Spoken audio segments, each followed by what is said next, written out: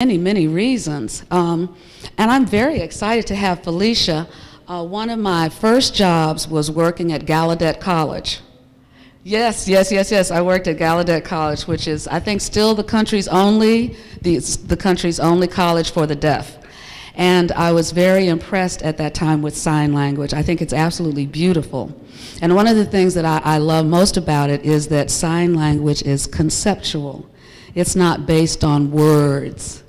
We're finding more and more that, we have cell phones and we have ways we can text message, we can email, and yet words really are getting in our way of understanding the deeper meanings of life. And that's what we're here for, because Kwanzaa is really about the deeper meanings of life. Okay, so that's one reason I'm very excited about being here. I'm also excited because I've been doing Kwanzaa presentations since 1992 down in Nashville, Tennessee. And since when I came to Michigan, this has been the first time that I have had all African American audiences, and it's the first time that people have come in already knowing about Kwanzaa. So this is, very different for me as well. And so I don't have to explain when it started, how it is, why we have it, that kind of thing. I can really talk about the sustainable Kwanzaa, which is something that I've come to. And welcome.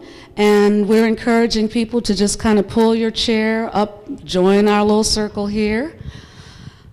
As I said, I started doing Kwanzaa presentations in 1992 in Nashville, and then in 1998 I moved to an intentional community. We are about 200 people living on 1,700 acres in rural Tennessee. We have our own roads. I enjoy a great deal of freedom there and also a great sense of community. I really wanted to experience community as it's being lived now, because I think it is one of the important answers to the social ills that we're facing when we look at the alienation that people are experiencing, the crime, all those kinds of things.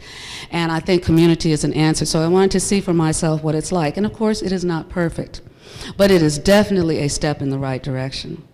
So our community is very progressive in that we are developing a lot of sustainable technologies.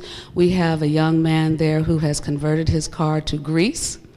He actually goes to restaurants and collects their used vegetable grease. Yes, and he is running his car on vegetable grease. We do solar installations, natural building. And so as I saw this being developed, I realized that we are looking at the ways of our ancestors. And I wanted to help those people who are involved in the sustainability movement to understand the African roots. That this is, we're not really reinventing the wheel, but we're taking a different perspective on some very ancient practices.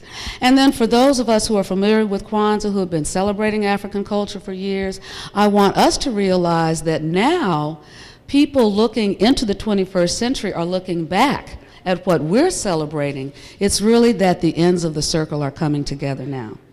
So that's what I want to really put forth as an idea for us to work with tonight. And when I talk about sustainable practices, first of all, let me ask, are we kind of familiar with the term sustainability? Do we know what it means? What does it mean to you?